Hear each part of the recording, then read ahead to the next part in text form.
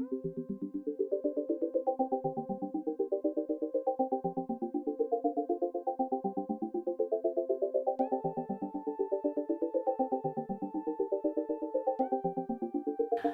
today I'd love to show you about collograph printmaking. So collograph printmaking is a printmaking method where you create a printing plate with found items that you put on top of it. So for example, this is one that I have here where I cut out paper and string and arranged a scene of a lightning storm. You know, you can probably come up with something better, so that's why I challenge you to follow along. And then I was able to create a series of prints using that printing plate. And I used watercolors for my collograph printmaking, so a lot of the techniques I'm going to be talking about in this depend upon you having watercolors. So let's go ahead and get started and review what supplies you're going to need for this craft. All right, so for collograph printmaking, what you're gonna need first of all is you're gonna need something to be your printing plate. I'm using a little piece of foam core board. You could use cardboard, just anything that's relatively sturdy that hopefully you can glue stuff to. You're also gonna want some thin objects that you can create your scene out of. So for instance, today I've got some string. I love using natural found objects, however, it's not quite spring yet here, so the leaves I have access to are very dried out. I've got some of these little seeds here, came off of a tree, and lots of paper that I can cut into interesting shapes. You're also gonna want some glue. It's gonna make your life a lot easier. And then if you want your plate to be reusable, this is optional, but I used this aluminum foil tape to wrap around my materials so that I could reuse the plate. I could clean the old colors off and do different colors. You're also going to want some scissors. You're going to need a cup of water, some watercolors, a paintbrush, some paper that is watercolor friendly. This is a mixed media paper, so it's not quite watercolor paper. You can use any kind of paper though, it's just going to give you different results. A spoon, and optional, a piece of netting that's made of a fabric that's non-absorbent. So, you know the bags that oranges come in? Those work great for this. And you're gonna want a plate with a lip and something to blot water up with. I'm gonna use paper towels, you can use rags, whatever you got. So it's a lot of stuff, but we're gonna have a good time. So let's go ahead and get started. Okay, so first thing first, we need to make our printing plate. So take your piece of cardboard or foam core board, whatever you're using for your base, and then get your materials out and you're gonna make a scene. I've already partially created a scene, so I've started working on this little printing plate here. I really liked the look of these little seed pods here, and I was like, these kind of remind me of bugs, and so it made me think of fireflies, and so I drew around it for contrast, but I've glued one of these thin pieces of this like white cardstock on top of it in the shape of a jar. And then I've added like some ridges to the jar lid there. And then I've also put the fireflies there. I'm gonna add a few more on the outside. And then I think I'm gonna use the string to make some grass. So the nice thing is the scene can totally be whatever you want. You can make something completely abstract. You can make, you can make a total something very strange and magical kind of looking. You know, you get to decide what it's gonna look like. I'm putting a few fireflies outside the jar to show that not all fireflies are captives in my world.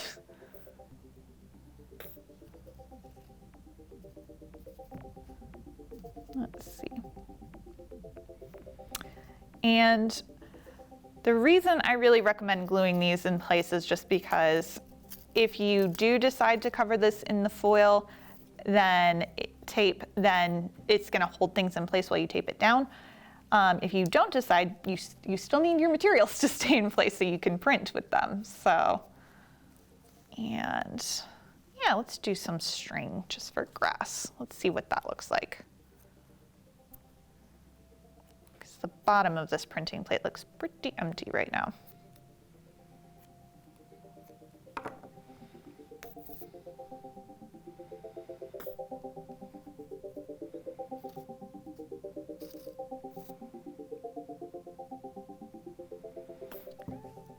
But yeah, if you get the opportunity and you're struggling for inspiration, I really recommend going online and just looking at pictures of collograph printmaking. You're gonna find some really amazing, spectacular pieces that people have made. You know, a lot of professional artists do this and sell those pieces. And so like, you know, don't look at what I'm making and go like, this couldn't possibly be anything interesting or fun, you know. And if you do think mine is lame, go make your own. I bet it's gonna be 10 times better. And then send us pictures at Mesa County, on our social media for Mesa County Libraries. So, all right, so the grass isn't really sticking, so I'm gonna scrap that. That's another nice thing. You can always change this if you don't like it. So I'm just gonna leave it like that for right now. And the next thing I would recommend, if you do want to make your plate reusable, this is when you're gonna get this foil tape out. This you can find at most hardware stores. They use it specifically for a lot of HVAC systems to kind of get everything in place. What I love about this is that it has this paper backing on it, so it's really hard for me to accidentally stick it to the wrong thing. And I'm gonna measure it a little bit longer than my plate so that I can wrap it around the edges. And then this is always the tricky bit. With enough time and patience, you too can remove paper backing off of tape. All right, so then we're going to lay this down on top of our printing plate and gently kind of press it in place, trying to avoid wrinkles. If they do happen, it's not the end of the world. You've got some more texture to your piece. And that's one of the things that they really recommend if you're not sure what kind of materials to use. Find things that have interesting textures because you can almost always make it a lot of different shapes if you're cutting out paper, but you can't get those interesting textures a lot of times in the same way. So I'm gonna cover up my whole plate with this foil. I'm gonna make sure it overlaps a little bit just so that we don't have any leakage onto the printing plate itself.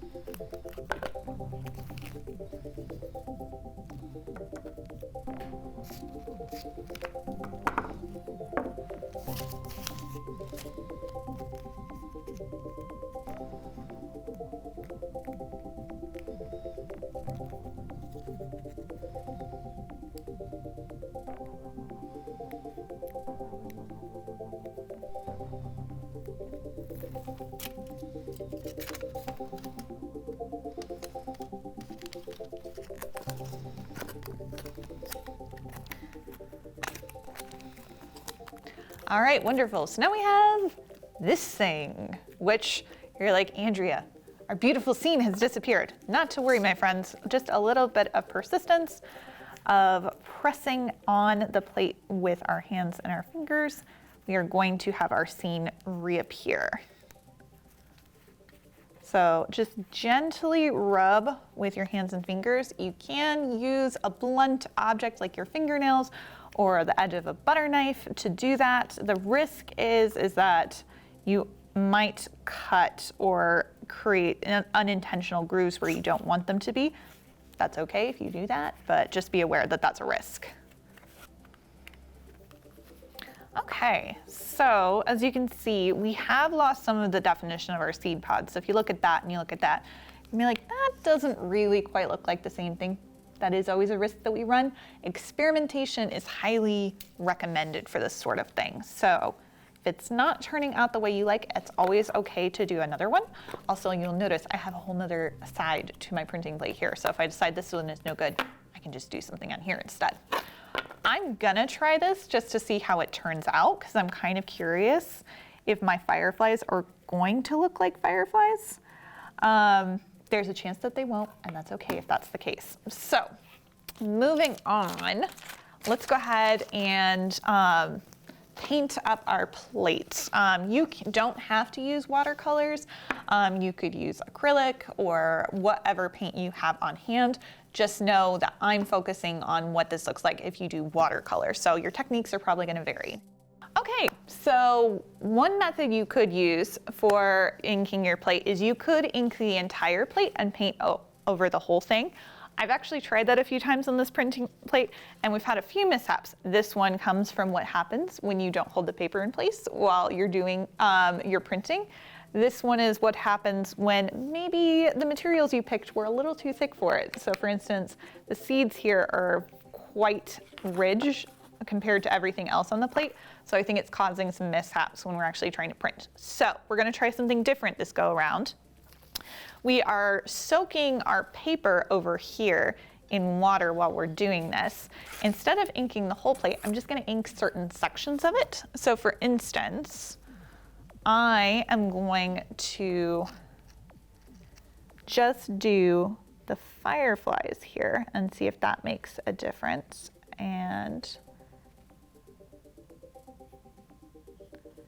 see how that turns out. And then because I've got multiple colors here I can do, I think I'm going to take advantage and use my black to do my background. Well, actually it's more of a purple actually. It looked black, but no surprise, it's purple. This is good though, because let's be real, it's hardly ever a black night sky. It's all sorts of other colors at the same time too.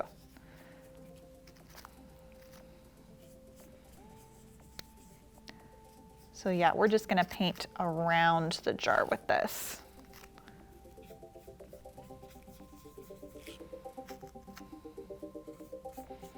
And again, see, you can have fun with different colors on your prints. You don't have to do one color all the way around, although if you wanna do that, that's great.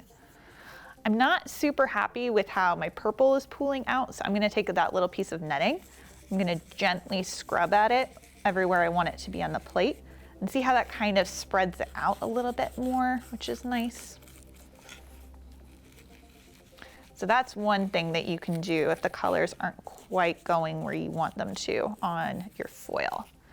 Okay, so we've done the whole plate now, everywhere that we want to be. I am gonna add little orange for the jar lid, just because I've got those ridges there and I think it would be nice to get that definition. But, so now what we're gonna do is we've been having this paper soak for about a minute or two. We're gonna leave that paper to drip there over the plate. That's where a plate had ridges, so you could put water in it. It's been submerged in that water for this time. We're gonna lay it on top of the paper towel here. And we're gonna use another paper towel to blot at it a little bit. And as you can see, I had ink on my watercolor paint on my hands. And that's got on the paper, but that's okay. So we're just trying to get this so it's not soaking wet. It's okay if there's still some shiny patches. We just don't want it to be soaking wet. So then we're gonna take our paper here and we're gonna lay it on top of our plate. We're not gonna put our plate on our paper. We're gonna lay this on top of the plate, like so. We're gonna hold the paper in place with one hand while we run our spoon over the top of it. I find it works better if you put a finger inside the spoon, press down where you want the stuff to go. So let's see how it goes this time. We've had 2 failures, I would say. But this is a great piece of thing to know about printmaking, is that you have to experiment a lot before you get something you're happy with a lot of times. It's not gonna turn out the way that you think it does, hardly ever. So make sure you rub nice and hard with the spoon everywhere that you know that you put paint on here.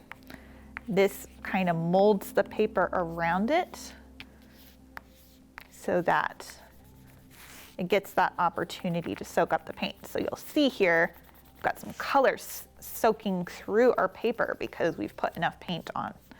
All right, so moment of truth. How did we do? Did we do any better than our 2 previous errors? Gently peel the paper off. And yes, okay, that kind of looks like what we were going for on our plate. We've got a jar shape. We've got our nice lid with the ridges. We've got these different colored specks that if you're feeling creative and generous towards yourself, you can say are fireflies. So again, this is something you're gonna have to experiment with. I would probably do this plate very differently now with what I know now, but I'm actually pretty happy with that. I've got the firefly wings and stuff. And the nice thing is I can reuse this plate and do a lot of different things with it. All you need to do if you're gonna clean it is get one of your paper towels, get some water on there, scrub at it, and then you can re-ink it, put different colors on there, use paints, do whatever you want, play around with it, be creative. So I really encourage you, go out and experiment. Printmaking can be super easy and super cheap. So just go have fun time with it.